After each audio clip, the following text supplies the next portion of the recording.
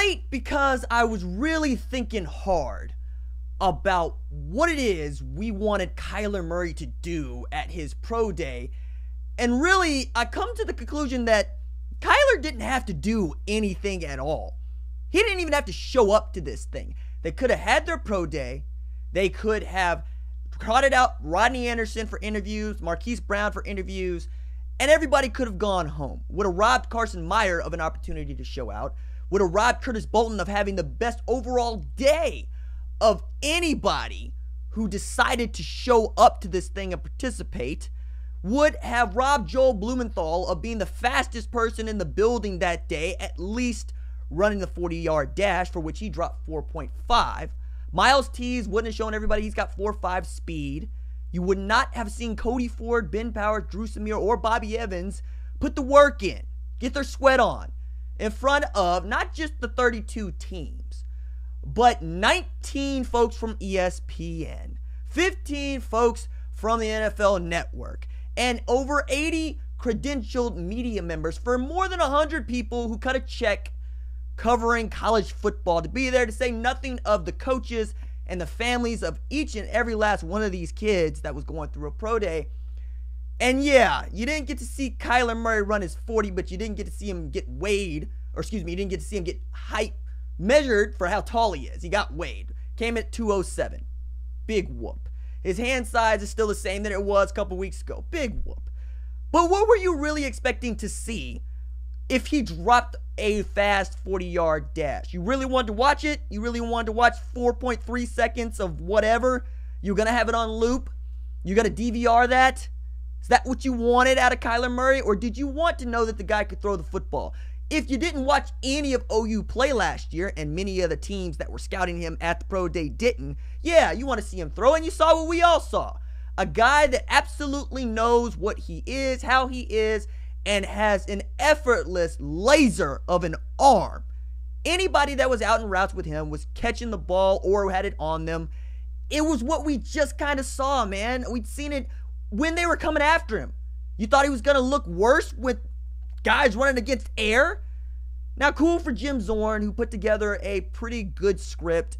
Didn't really have any problem with the throws he chose to make, the throws that everybody wanted to see him make. And I think the real winner out of this, outside of Oklahoma, for which we got millions of dollars of publicity for the University of Oklahoma, for which they ain't going to pay anybody. It's their facility. They put it on. They fronted all the cost. I get all of that. Fine. But what we got was Charleston Rambo was out there catching passes. And for OU fans, that is the most clear signal we have to date, that Rambo is the heir apparent to Marquise Brown. Okay?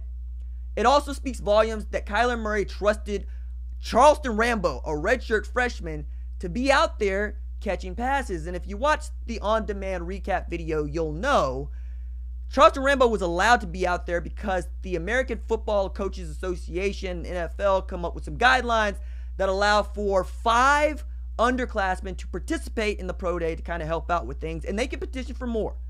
So if you were eligible for the NFL draft in the next year, you can participate in the pro day. Charleston Rambo is a redshirt freshman, meaning that he will be eligible for the NFL draft next year. Now, you could actually say, why wasn't CeeDee Lamb out there? He's the most clear-cut NFL draft pick in the 2020 class. Have to ask Lincoln, have to ask him. But whatever reason it was, Rambo stepped up, and Rambo looked good. Looked good beside Jarvis Baxter, Geno Lewis, of course, Joel Blumenthal, Carson Meyer, all out catching routes. Don't know why Miles Tees wasn't out there. And that was kind of striking to me. I thought that was a guy that should have been out there catching passes. But all in all, this is the biggest pro day of any pro day in America, which goes to show that, number one, pro day is more important than the combine. Number two, pro day isn't really important at all, which is to say, all of this is whimsy, wazi, fugazi, okay? Guys are going to get drafted based on the needs of a team, not necessarily how good a football player are. That's why these first round and second round grades don't really matter as much to some as they do to others. We know the New York Giants probably aren't going to go anywhere near Kyler Murray because, number one, they don't really go after a guy that is under 6'3". It's just part of George Young's handbook, and they're using it whether it's good or bad. We know that Arizona is, for all intents and purposes, going to draft him. And if they don't, they've done a really good job of telling everybody else they're going to draft him. We know that the Oakland Raiders have basically bought everybody that they're going to on the offensive side of the ball in free agency, and they look to be players in the draft for defensive players. So if Quinnen Williams is around, go get him. Nick Bosa is around, you go get him, right? Either one of the Bosa guys. I always get them confused, and that's my fault. I need to get better about that. But I don't really understand that this was the thing that it needed to be. Now, it's good television. I watched it. I liked watching Kyler Murray chuckle at Marty Smith, kind of jostling him about what Chuck Casserly had to say about it.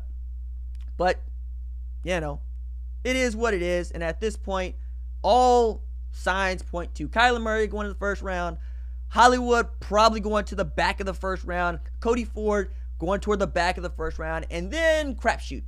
But we'll